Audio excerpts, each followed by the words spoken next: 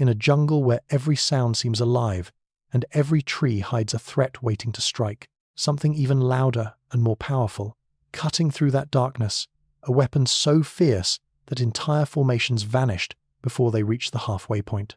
You are about to step into the moment when the Quad 50 arrived on Luzon and changed the battlefield forever.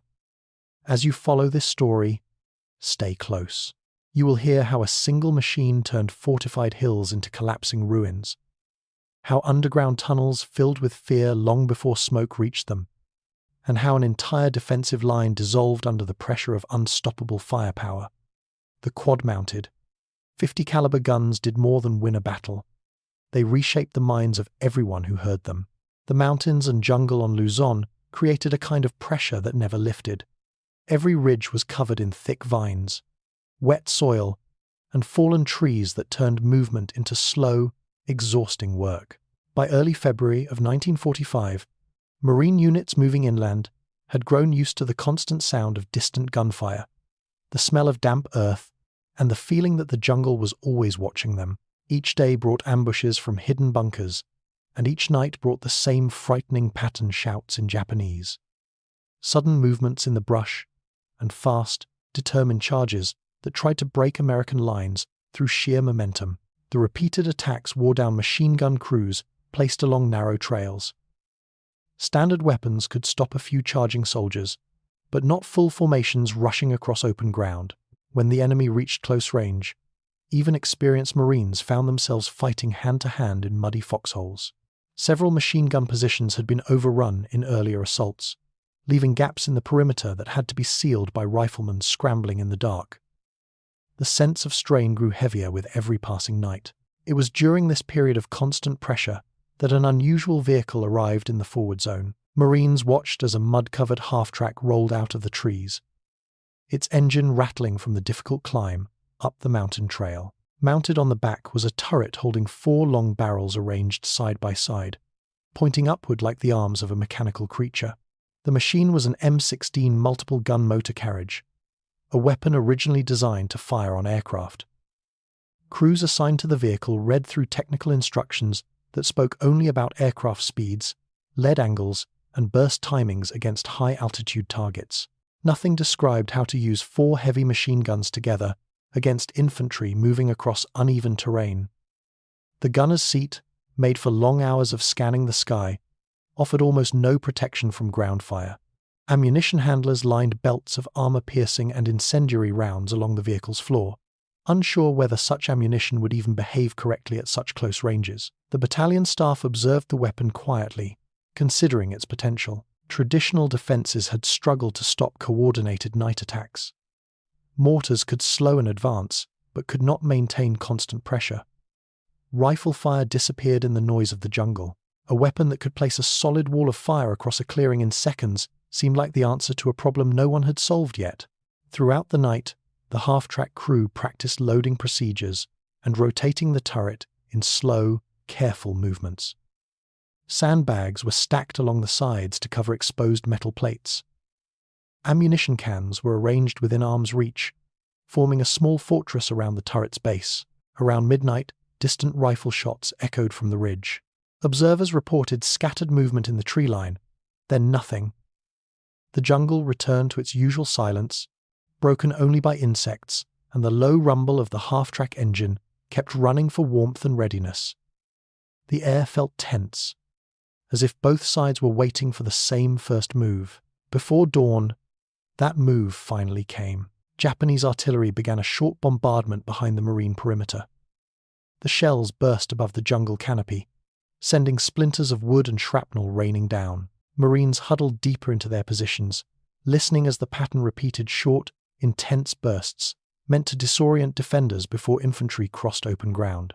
Forward observers sent reports through static-filled radios, noting movement at the far edge of a wide clearing. Figures emerged from the tree line, forming a long line that stretched across the width of the clearing. Each soldier carried a rifle or light machine gun, moving steadily across the open space with practiced coordination. Their uniforms were stained by weeks of fighting, and their steps remained controlled even after the artillery ceased. These were experienced troops who had survived previous battles, and their formation showed confidence. Marine positions tightened their grip on weapons. Riflemen waited in foxholes dug shallow into muddy soil. Other machine gun teams adjusted firing lanes. But all eyes shifted toward the half-track, which now faced its first real test on ground it was never designed for. The turret rotated slowly toward the advancing line, guided by the gunner's steady hands. The barrels dipped downward. No longer pointed toward the clouds, but toward human targets moving across the earth. The electric motors produced a low, whining sound. The jungle around them seemed to hold its breath. As the line of enemy soldiers reached the middle of the clearing, the half-track crew completed final checks. Marines on nearby ridgelines steadied themselves behind their sights, ready for a fight they had already experienced too many times. Then, the moment came. The order to fire was given. The triggers were pressed, and the quad-mounted guns unleashed their first blast across the jungle floor. A blast that would change the way both armies understood this battlefield. The sound that came from the 4 heavy barrels did not resemble ordinary gunfire. It burst out as one continuous roar, a deep mechanical thunder that pushed against the air and rolled through the clearing like a physical force. Marines closest to the half-track felt the vibration in their chests as the turret shook from the recoil. The jungle lit up with rapid flashes, each one bright enough to reveal the shapes of trees, branches, and the advancing line of infantry caught in the open. The first rows of enemy soldiers had no time to react. The quad-mounted guns sent out streams of 50 caliber rounds, moving faster than any man could see. The bullets tore through bodies, equipment, and even the ground itself, throwing mud upward like small explosions. Men staggered mid-stride, collapsed into the mud, or spun backward as armor-piercing rounds struck with overwhelming force. Units that had approached with discipline now broke apart as the intense wall of fire cut deep into their line. Marines observing from foxholes watched the clearing blur under clouds of dust and smoke, the air filled with shredded vegetation and churned soil. Even seasoned riflemen, used to harsh fighting on earlier islands, stared in disbelief at the scale of destruction unfolding in seconds. The sound became so loud that it drowned out everything else, leaving only the thunder of the guns and the distant echoes bouncing off the hills.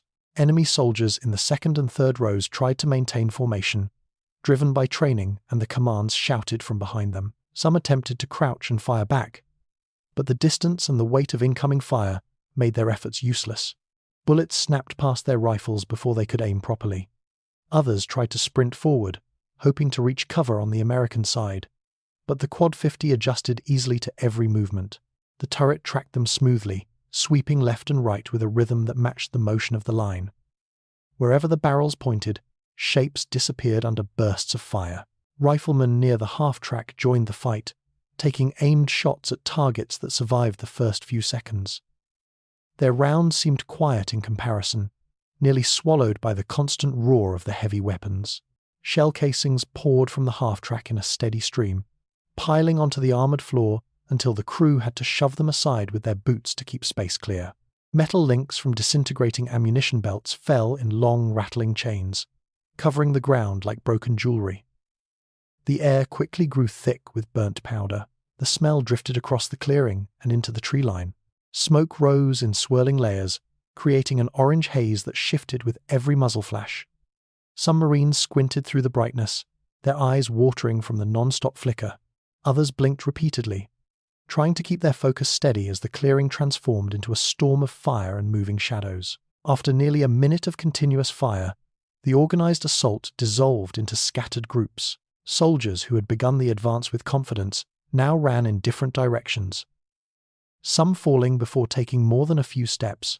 A few attempted to crawl back toward the jungle, dragging rifles behind them. But even low movement could not escape the reach of the overlapping streams of 50 caliber rounds. The Quad 50 swept the ground again, firing in shorter bursts to avoid overheating the barrels. Each burst carved fresh paths through grass, mud, and debris. When the last visible movement faded, the heavy guns fell silent. The sudden quiet felt almost as loud as the firing had been. Smoke drifted slowly upward from the heated barrels. The metal glowed faintly at the edges, where friction and heat had worn away the darker finish.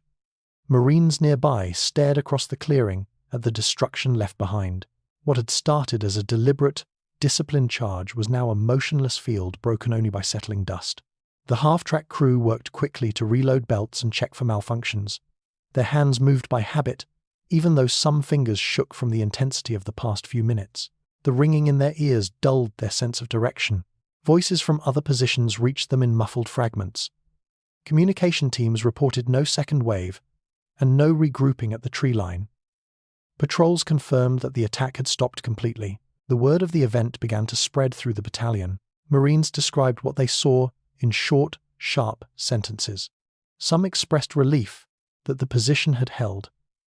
Others spoke with discomfort, unsettled by the scale of destruction a single turret could produce in such a short time.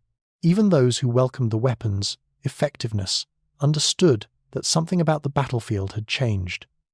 It had become a ground weapon capable of reshaping a fight within seconds. Across the ridge, the surviving attackers who managed to retreat into the jungle carried their own version of the story. They moved silently through dense brush, many with torn uniforms and shocked expressions. They spoke of a weapon that fired without pause, a sound like a single unbroken explosion. They described comrades vanishing instantly and the ground erupting around them as if the jungle itself rejected their advance. When these survivors reached command caves deeper in the mountains, their accounts spread rapidly among other units. Marine commanders studying the clearing later that morning saw clear evidence of the weapon's impact. The path of the rounds cut through grass, shredded bamboo, and punctured trees far beyond where the initial line had stood. The overlapping fields of fire created patterns that made it impossible for soldiers to survive in open ground.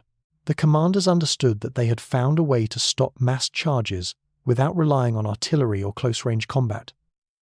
But they also understood that the enemy would not forget what happened. The next clashes would not simply test weapons or positions, they would test morale, decision-making, and the psychological weight of a weapon that now carried its own reputation. Inside the mountain tunnels, the news of the failed attack arrived long before any written reports. The first survivors stumbled into the caves with mud on their faces and shock in their eyes. They spoke in fragmented sentences, describing a weapon that filled the air with fire. Others followed slowly, some limping, some staring ahead, as if unable to understand what they had seen. Their voices echoed through the stone corridors, carrying fear deeper into the underground network. Japanese officers listened in dim light from oil lamps, watching the survivors struggle to catch their breath. These men had faced American artillery, flamethrowers, and close-range fighting in other battles. The descriptions repeated again and again, each time with the same message. The clearing had turned into a killing ground before soldiers could reach halfway. The new American weapon did not behave like a normal machine gun. It felt like a continuous strike of lightning, sweeping across the field so fast that no one could move through it. The cave air had always been thick and stale, but now it carried a sharp tension that made every sound feel heavier.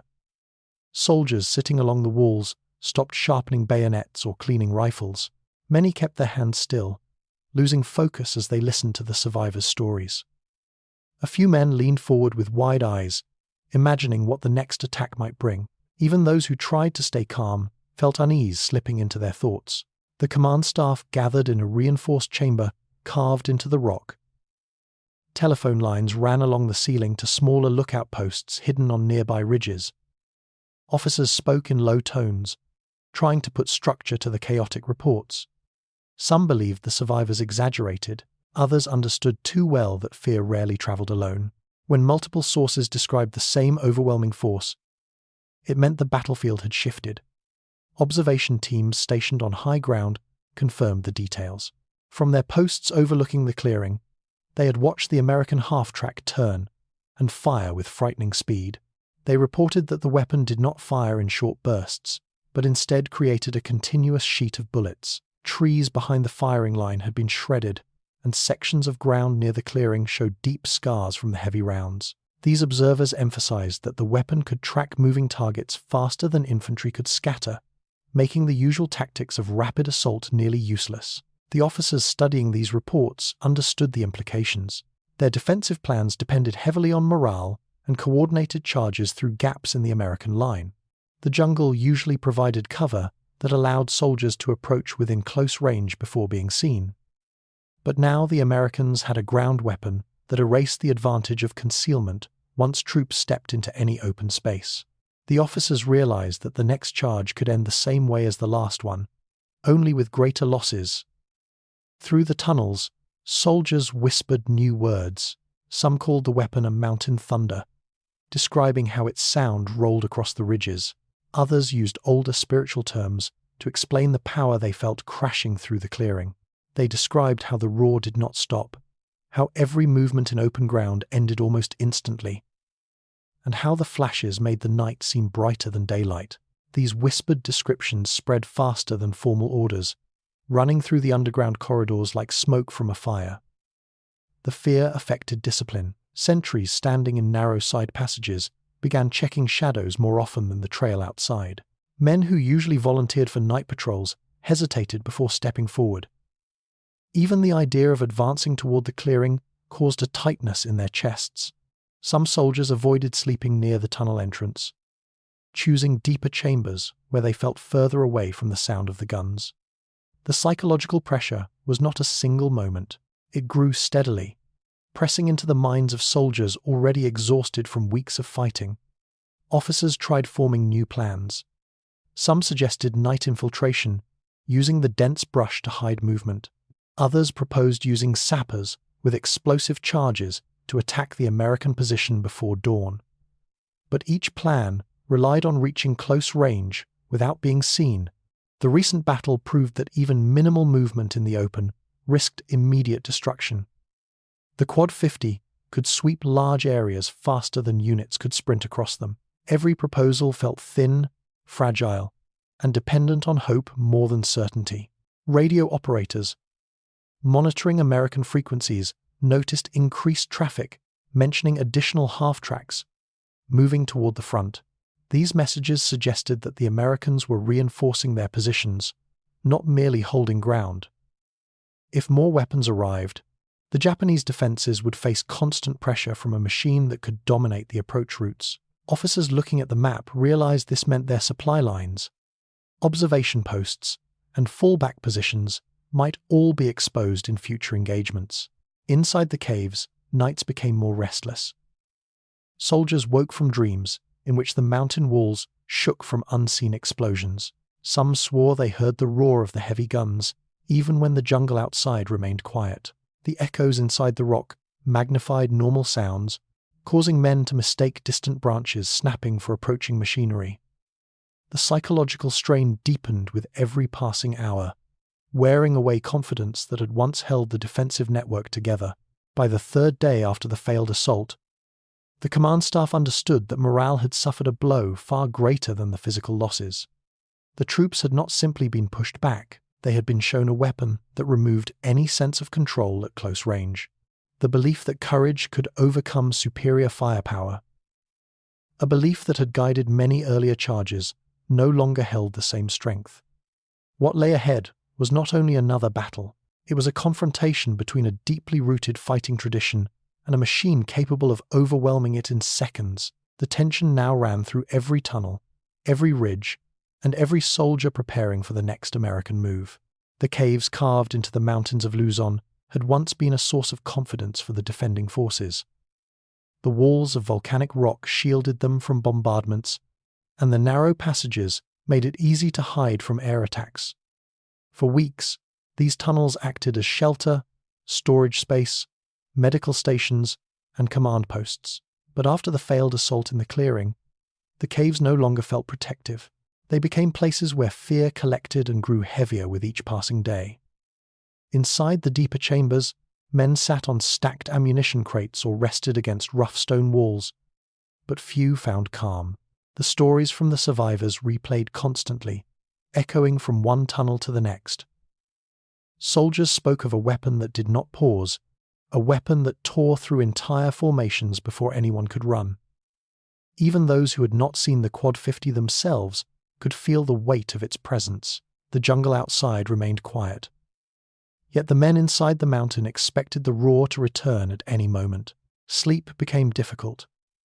Some soldiers drifted off only to jolt awake moments later, sweating and gasping, convinced they heard the thunder of the guns. Others stayed awake all night, sitting with rifles across their knees, staring into the darkness of the tunnel as if expecting flames or debris to burst from the entrance. The deep, muffled environment of the caves made every small sound sharper. Footsteps on gravel echoed strangely. Voices bounced off the walls in uneven patterns that made nerves tighten. Even ordinary noises felt threatening. The psychological strain did not stay hidden for long. Non-commissioned officers walking through the tunnels noticed soldiers gripping their rifles too tightly. Some sat with their backs pressed firmly against the walls, as though the rock itself might protect them from the sound of the gun. A few refused to approach the entrances at all, choosing to remain in the darkest chambers, even when food or messages needed to be carried forward. These reactions were not rooted in physical fatigue alone. They came from the growing belief that the next encounter with the Quad 50 would leave no chance of survival. Reports brought in by scouts continued to deepen the tension. Reconnaissance teams, returning from night patrols, explained that American engineers had widened fields of fire around their positions. Vegetation had been cut back in long arcs, leaving open ground that the Quad 50 could dominate with ease. Scouts also heard the mechanical hum of the half-tracks as crews tested their turrets in short intervals.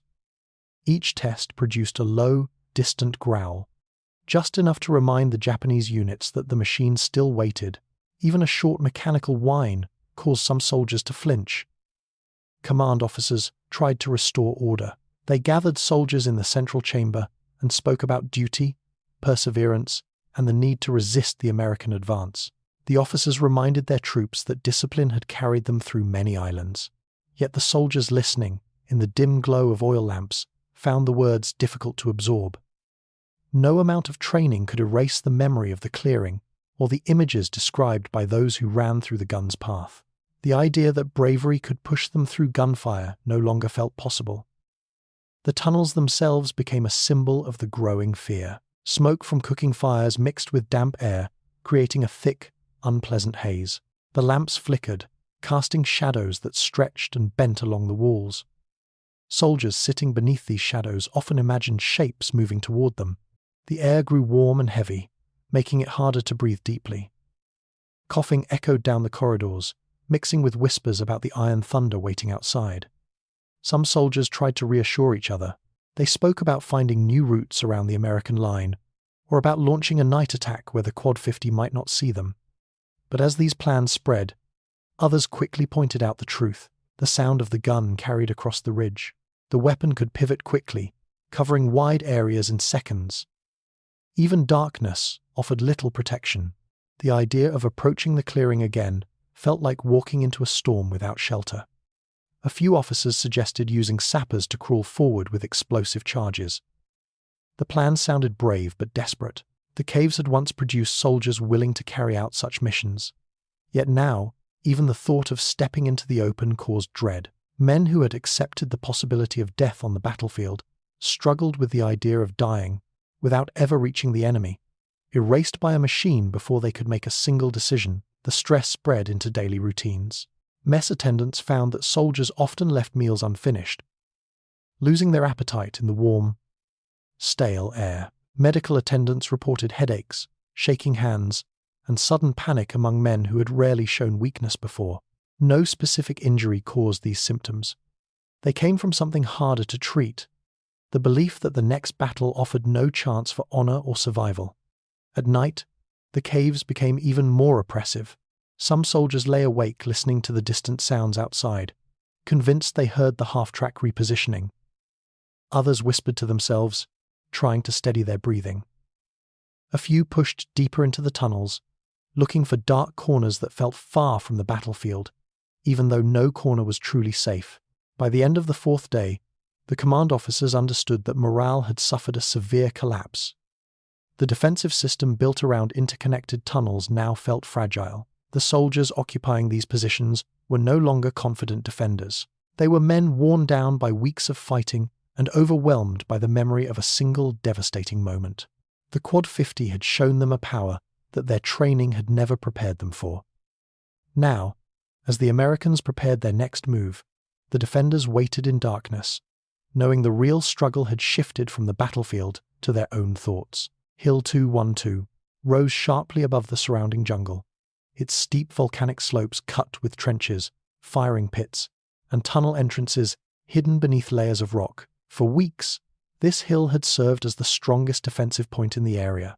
Every ridge around it had already fallen to the advancing American units.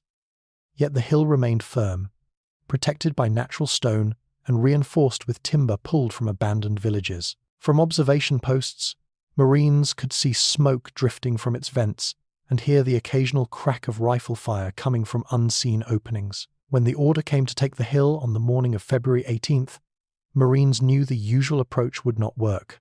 Artillery crews opened the assault with a timed bombardment, sending shells crashing into the upper rocks. Explosions tore through trees and exposed sections of the slope, but the tunnels beneath the surface stayed intact. Thick walls of volcanic stone absorbed most of the impact. And once the bombardment ended, the hill looked bruised but far from defeated. The defenders inside the tunnels simply waited for the next phase, knowing they were still shielded by the mountain itself. American engineers had carved a narrow trail up the slope using explosives and bulldozers, making space just wide enough for tracked vehicles. The half-tracks, armed with quad 50s, moved up this rough path, one behind another, their engines straining as they climbed over loose rocks. Infantry walked alongside the vehicles, rifles ready, scanning the tree line and the jagged boulders that hid possible snipers. Every step felt exposed. Mortar rounds began falling soon after the ascent started, throwing dust and fragments into the air. Some shells struck close, ringing loudly against the armor of the half-tracks. The first cave entrance came into view halfway up the hill. It was wide enough for several defenders to fire from inside, and soot stains along its edges showed frequent use. The quad 50 turret rotated toward the dark opening. The electric motors whined as the barrels dipped downward into firing position. Marines nearby pressed themselves behind rocks and fallen logs, creating low silhouettes in case the defenders opened fire. For a moment, the hill held still. Then the command to fire was given. The first burst from the quad 50 hit the cave mouth with enormous force. Sparks shot outward as rounds struck the rock. Armor-piercing bullets punched through makeshift barriers inside the opening, sending wooden beams and crates flying backward into the tunnel. Incendiary rounds ignited supplies stored near the front chambers. A dull explosion rumbled deep inside, followed by a cloud of smoke that poured out of the entrance like breath from a furnace. The earth itself seemed to tremble as secondary blasts echoed through the network of tunnels. More cave mouths revealed themselves as the vehicles climbed higher. Each one became a target. The quad 50s swept across the openings, firing controlled bursts that chipped away at the rock.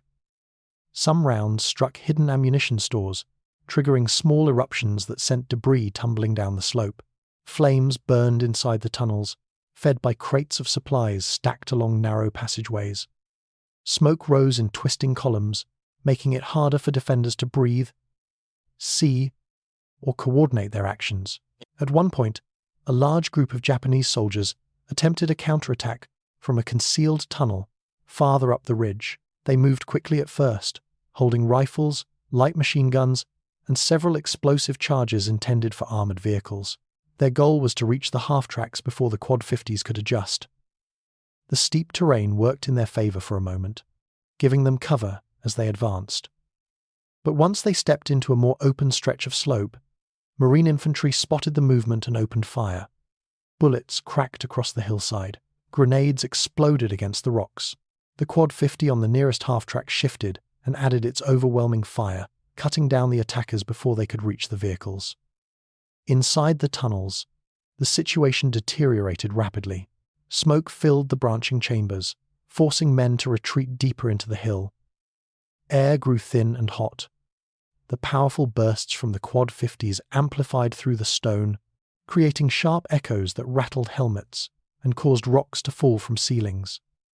Communication lines failed as rounds sliced through exposed wiring or caused cave-ins that buried cable sections.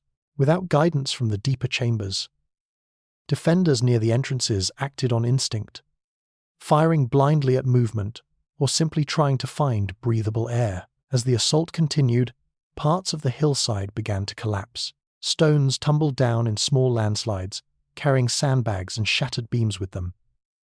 Others widened as heavy fire broke away weaker sections of rock.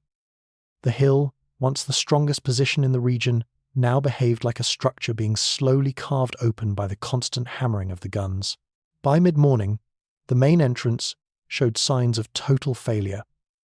Continuous fire from 2 quad 50s cracked the rock along the upper edge. A final burst broke the weakened section apart, opening a jagged gap that revealed the burning interior. Flames danced across the ruined supports. The smoke grew thicker, drifting across the slope and curling upward toward the sky. Then, the fighting stopped.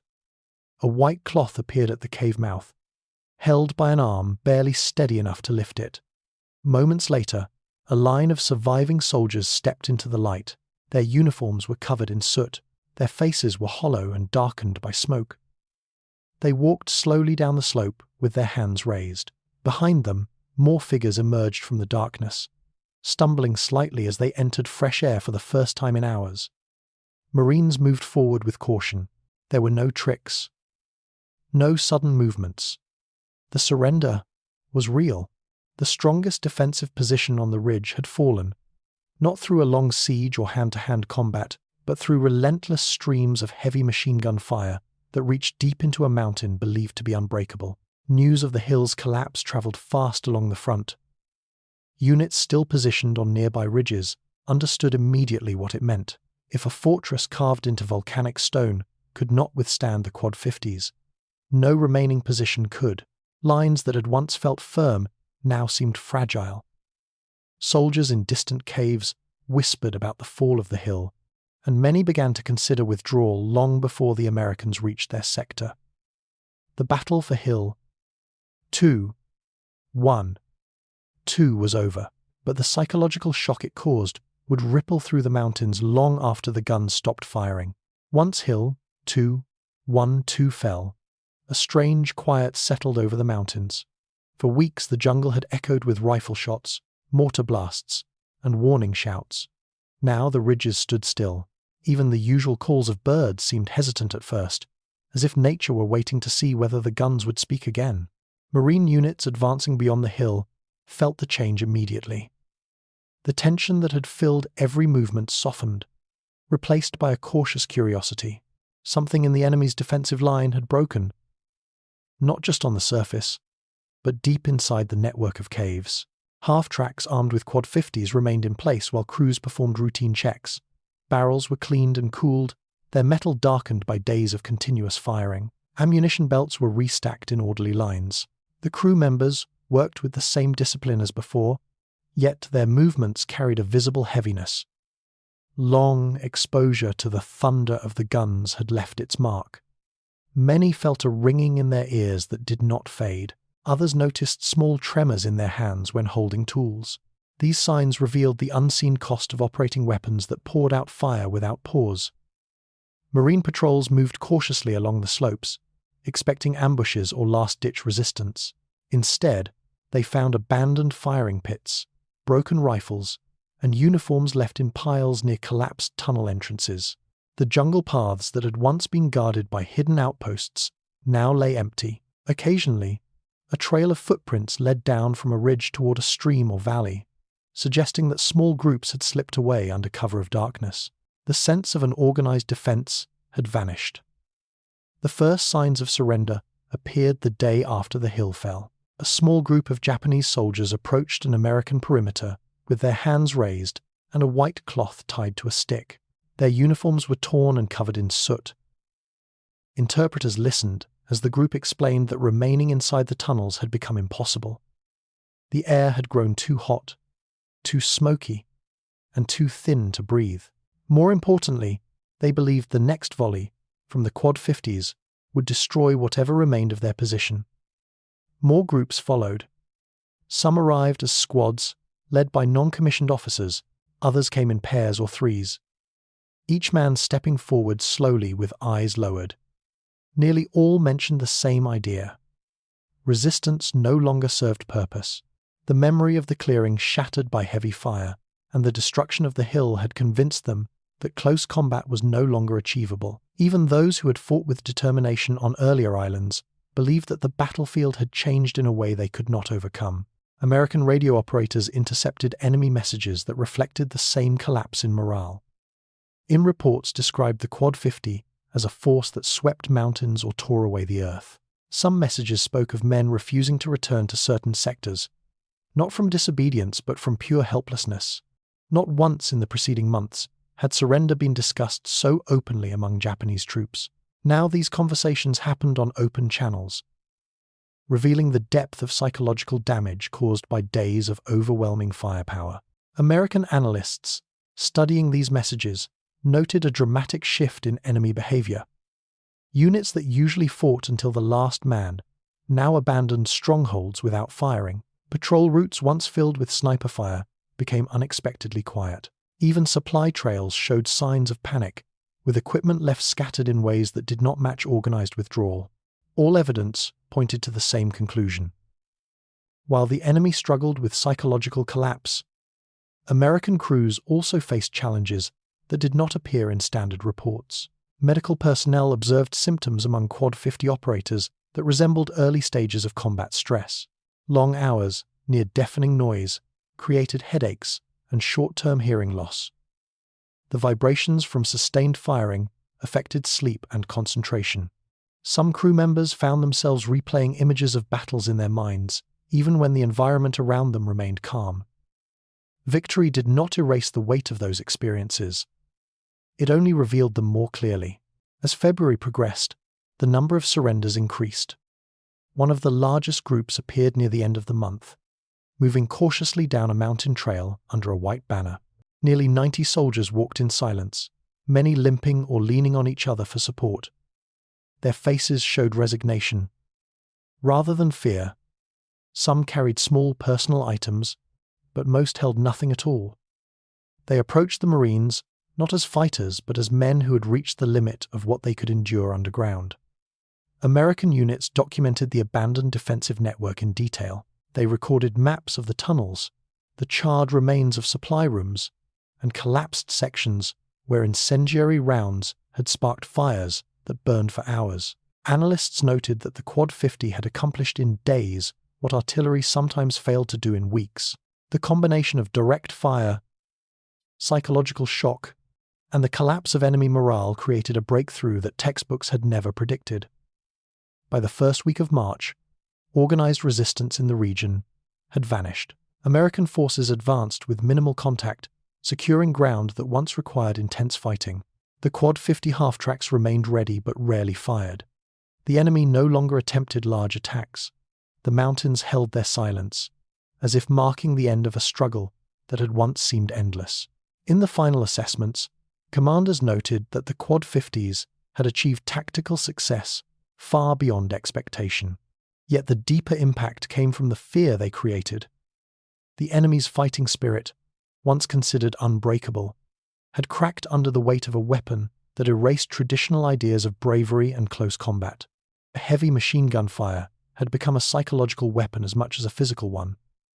For the Marines who operated the machines, the experience left a complicated legacy. They had survived, protected by firepower unmatched in the theater, yet they carried the memory of every moment when the guns tore through the clearing, every burst that shook the earth, and every silence that followed.